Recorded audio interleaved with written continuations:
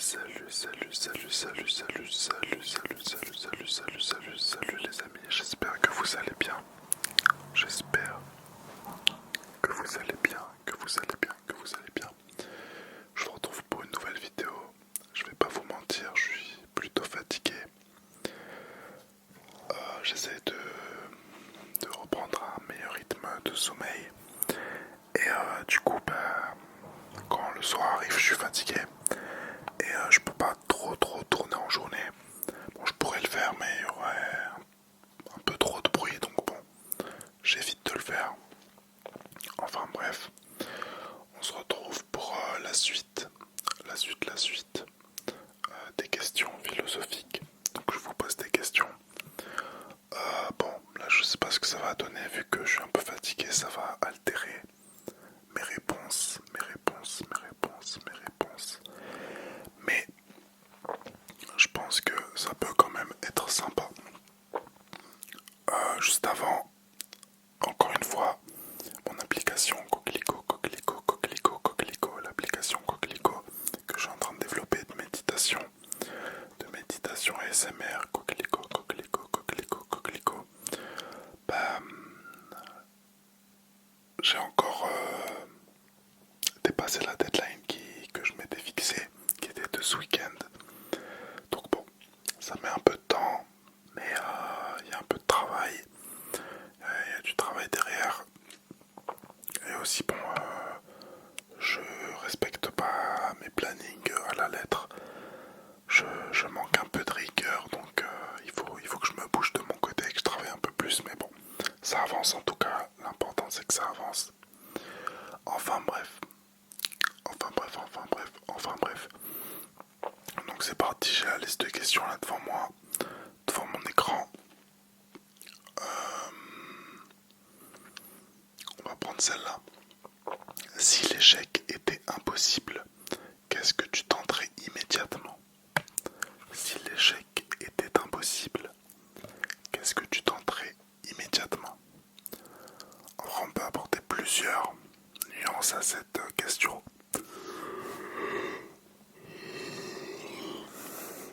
Excusez-moi, je vous ai dit que j'étais un peu fatigué. Mais bon, je pense que je le laisserai le bâillement parce que le bâillement il est contagieux et vous allez sûrement bâiller et vous endormir plus vite. Donc, si l'échec était impossible, qu'est-ce que tu tenterais immédiatement? En fait, déjà, ça dépend ce que tu appelles l'échec et comment tu...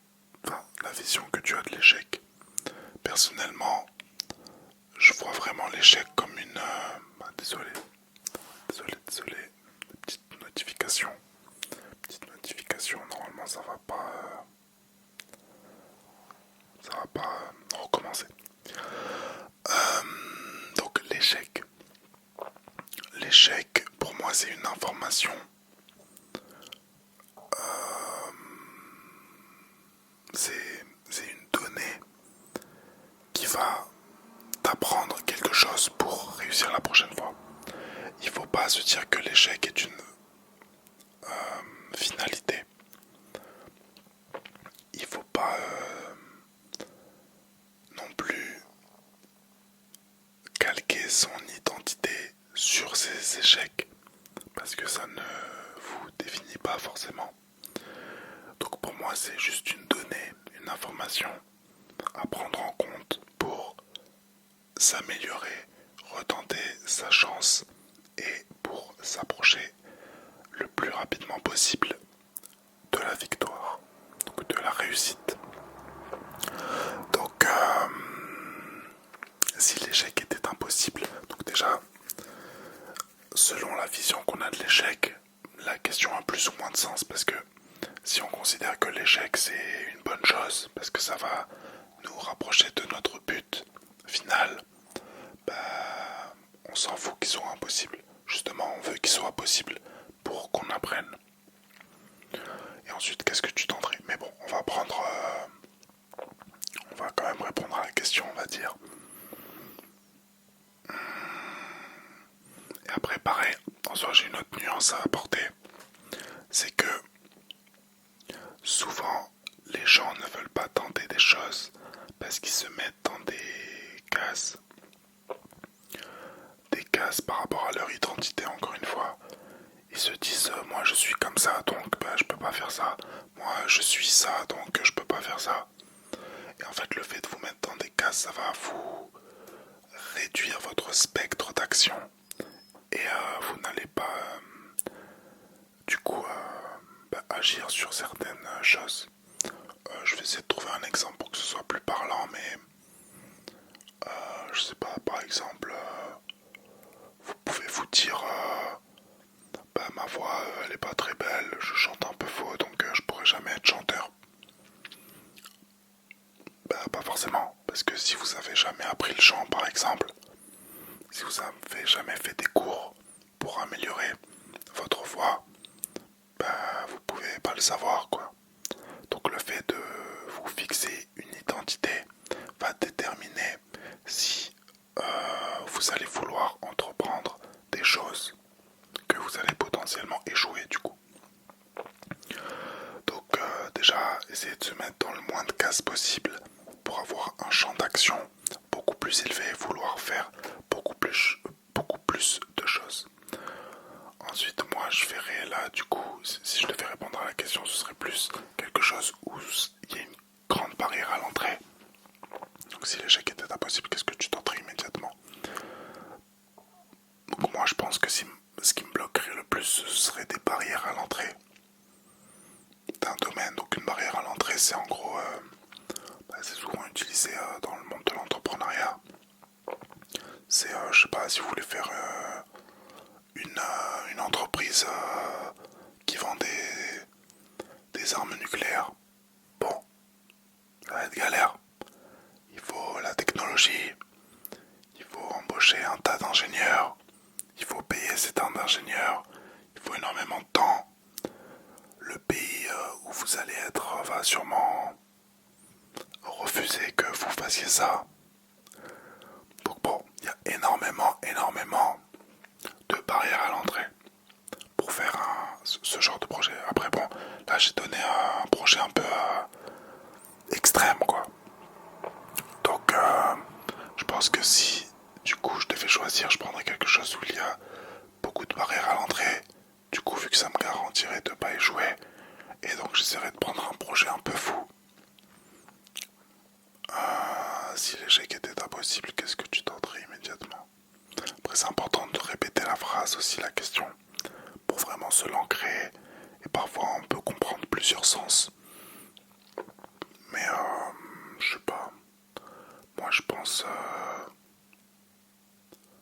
un grand projet que je pourrais avoir, ce serait de construire, on va dire, un village, un petit village ou une petite ville avec vraiment une nouvelle, un nouveau type d'architecture, un nouveau type de réglementation, etc. Pour essayer, parce que je dis pas que j'ai la solution, mais essayer de trouver essayer de trouver de tenter ma chance, d'essayer de trouver une alternative à ce qui existe déjà dans nos villes, les communautés, etc.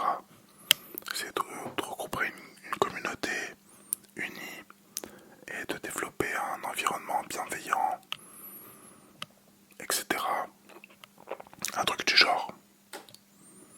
Voilà, moi c'est ça, un projet un peu ambitieux en gros. C'est ça que je choisirais.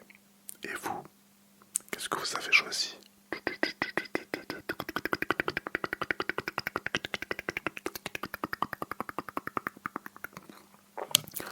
Ok, prochaine question, on va répondre à quoi?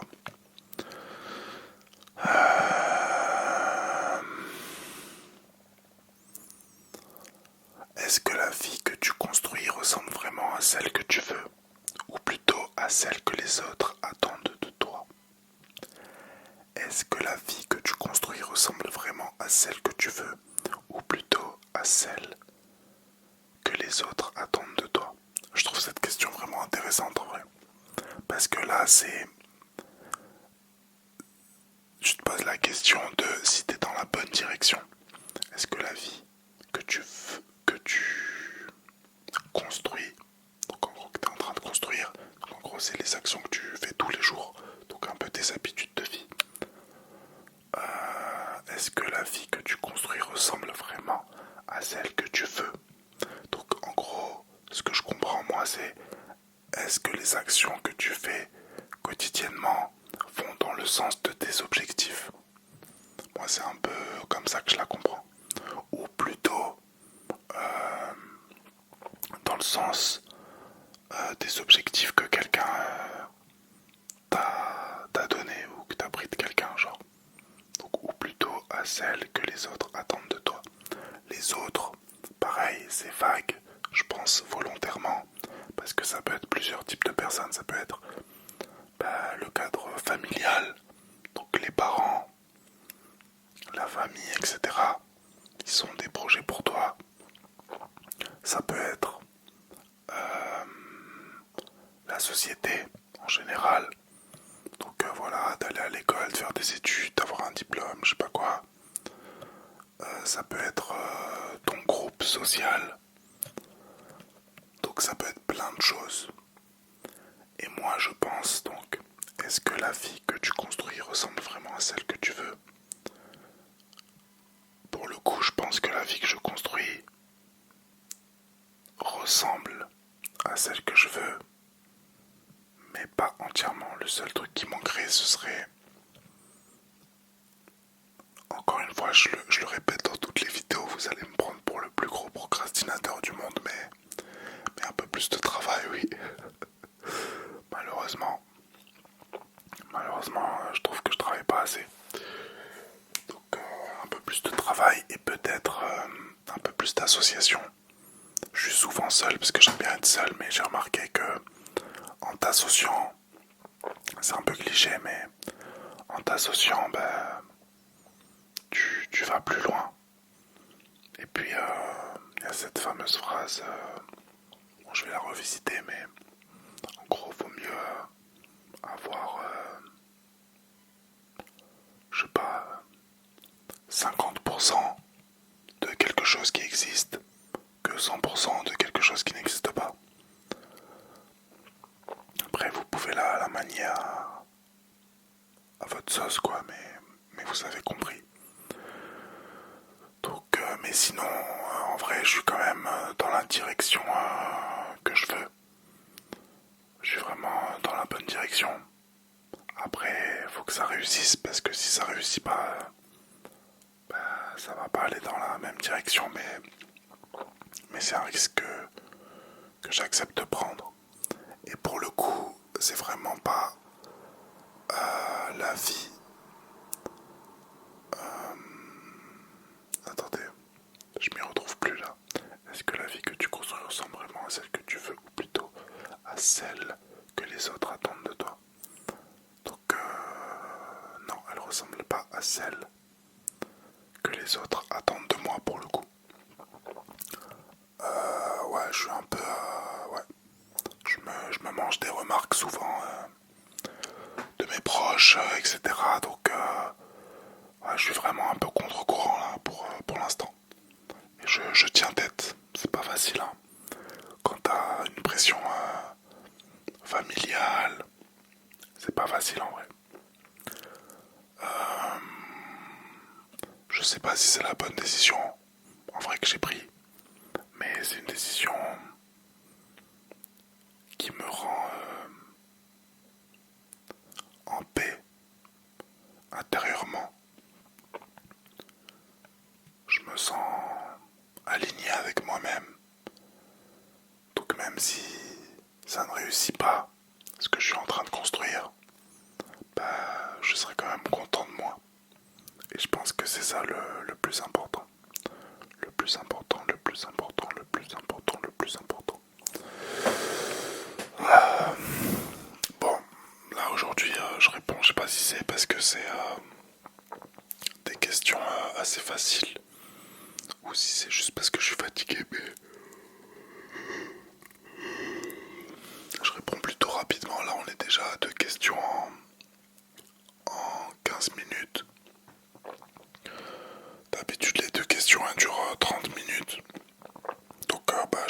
sans faire une autre. Qu'est-ce que... Attendez, hein, je regarde les plus pertinentes. Attendez, déjà je vais cocher parce que je me suis fait une petite liste et là je coche du coup. Ça c'est bon. Ça c'est bon. Alors...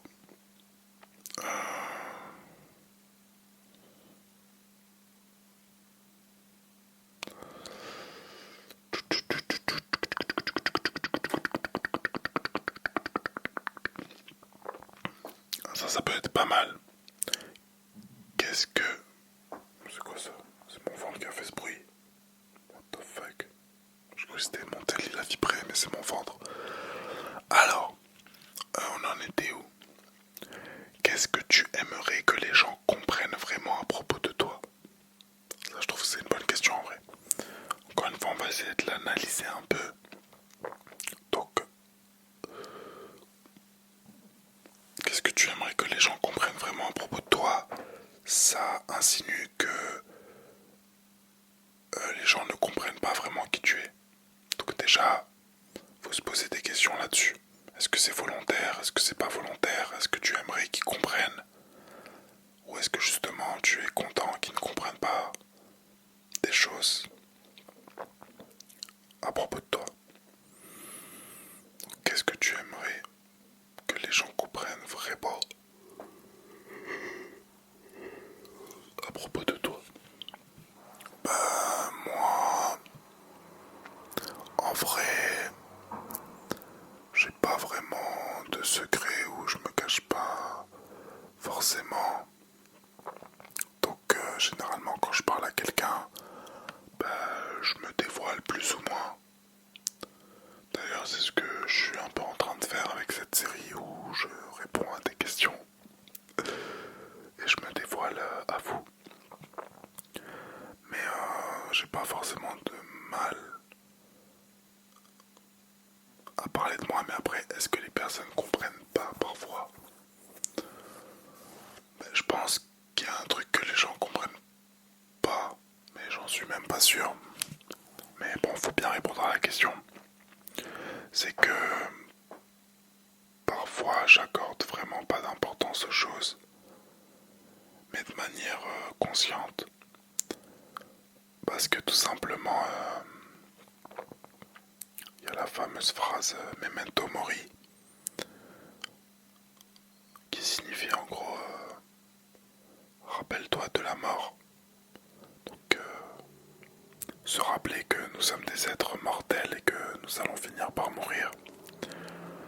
Jusqu'à preuve du contraire, tous les humains meurent. Et en fait, quand tu te rappelles constamment que tu vas mourir, tu prends la vie avec plus de légèreté et plus de détachement. Ouais, je pense en vrai c'est ça. Là, en le disant, en verbalisant, ça me paraît plus sensé et j'ai des exemples qui me viennent en tête où souvent les personnes que je fréquentais ne comprenaient pas pourquoi j'étais comme j'étais, je faisais ce que je faisais. Et en vrai, ça peut s'expliquer facilement avec ce que je viens de dire. C'est que souvent, je prends les choses un peu à la légère et les personnes en face prennent les choses plus au sérieux. Et du coup, ça crée une asymétrie où la personne en face comprend pas pourquoi toi tu réagis pas, t'as pas de... tu t'accordes pas d'importance tout simplement. Et ouais, je pense que c'est ça, je vais relire la question pour vous et pour être sûr et pour voir si je peux pas apporter d'autres réponses. Qu'est-ce que tu aimerais que les gens comprennent vraiment à propos de toi? Donc si je devais répondre, je dirais que j'aimerais que les gens comprennent vraiment que souvent je prends la vie un peu à la légère et que j'accorde peu d'importance aux choses, que je me détache et que c'est pour ça parfois qu'on a l'impression que je suis pas attaché à des gens ou des choses, des idées.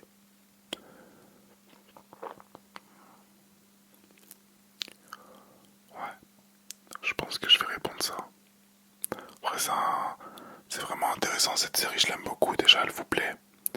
Et en plus même pour moi, c'est vraiment intéressant. Je me pose vraiment des questions. J'essaye d'y répondre.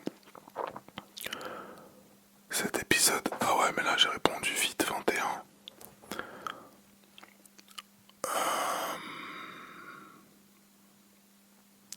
En vrai je pense quand même on va s'arrêter là. On va pas, parce que plus de 3 questions ça va faire beaucoup.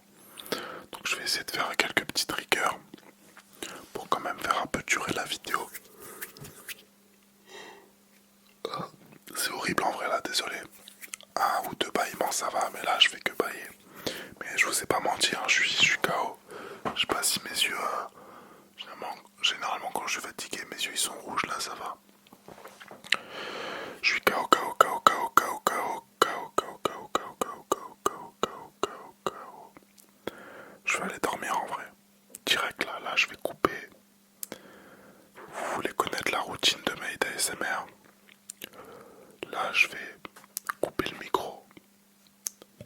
Enfin, je vais finir la vidéo. Vous dire au revoir. Peut-être prendre 30 secondes pour faire des miniatures.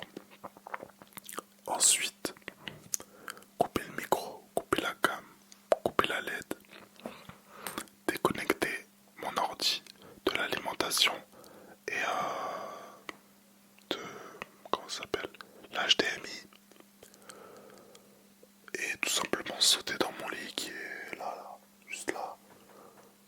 Il y a juste ça dessus, je vais l'enlever. Hop, ma petite sacoche d'appareil photo. Et vraiment, hein, je vais me prendre mon ordi, me mettre une vidéo ASMR. Je vais prendre la première qui me tombe sous le nez. Je vais la mettre sur ma petite table de chevet. Et je vais m'endormir en vrai là, tellement je suis fatigué, j'ai même pas besoin de vidéo ASMR en vrai. C'est vraiment juste pour le kiff. Juste pour le kiff, pour avoir un petit œil sur la concurrence. Et pour le kiff. Ouais. Ouais.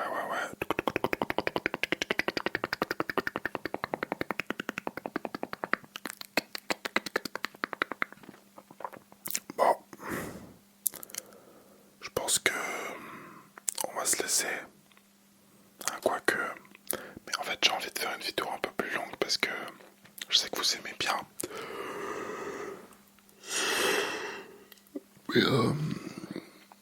Mais bon là je sais même plus quoi dire et je suis fatigué donc ça va être nul pour vous en fait. J'ai pas envie de faire une vidéo nulle.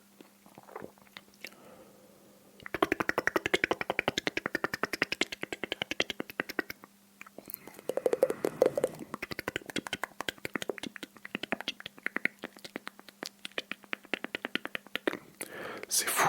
Dès que je fais pas de vidéo, les stats elles baissent vraiment hein, quand même. Attendez, je vais vous montrer. Bon là c'est un tout petit peu augmenté. Je sais pas si vous allez voir. Là sur les derniers jours. Regardez le petit creux là à la fin. Le petit creux au niveau des vues là ici. Vers là à la fin. C'est parce que 2 jours d'affilée j'ai pas posté. D'ailleurs j'ai même pas fait exprès en fait. Parce qu'il y a un jour où j'ai pas posté.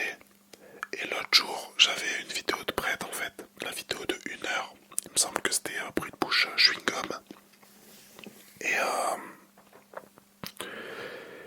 en fait, je devais sortir avec des potes en fin d'après-midi. Et on allait rester la soirée et tout. Donc je savais que je pouvais pas poster directement. Parce que moi, je poste directement les vidéos. Donc en fait, l'après-midi, je les upload et tout. J'ai fait vite fait le montage, je les upload. J'ai préparé la miniature et tout. Et on était pressés, on devait vite sortir. J'avais un pote chez moi, on devait vite sortir. Et en fait, l'exportation a prenait un peu de temps vu que c'est une vidéo d'1 heure. Et donc en fait, je l'avais déjà fait, mais quand tu laisses exporter sur ton ordi, ça s'exporte, tu peux même fermer ton ordi. Et en fait, sur le tel, comme je viens de vous montrer là sur YouTube Studio, tu la retrouves dès que c'est fini en fait, vu que c'est sur le cloud de YouTube. Et donc sur le tel, après, tu peux publier. Et je voulais faire ça, moi j'ai mis le truc à charger. Et en fait, en sortant, vu qu'on était dans le rush, j'ai complètement oublié. Complètement. Et je m'en suis rappelé que quand il était trop tard, quoi. Donc, ça a fait 2 jours sans vidéo. J'aime bien en vrai faire des vidéos tous les jours quand même. Avoir les stats tous les jours, vous kiffez. Ça fait des abonnés, des trucs, en vrai, comme ça, il y a une croissance rapide. Mais faut que je m'organise un peu plus en vrai. Là déjà je m'étais un peu organisé, j'avais tourné quelques vidéos en avance. Mais comme je vous ai dit, j'aime pas trop tourner trop en avance, surtout quand c'est des sujets où on parle tous les deux. Où ça parle aussi un peu d'actualité, genre, pour pas que ça fasse déconnecter en fait. Mais par exemple les vidéos 1 heure là que j'ai fait de bruit, je parle pas, c'était no talking, je fais juste la petite intro vite fait, mais c'était no talking,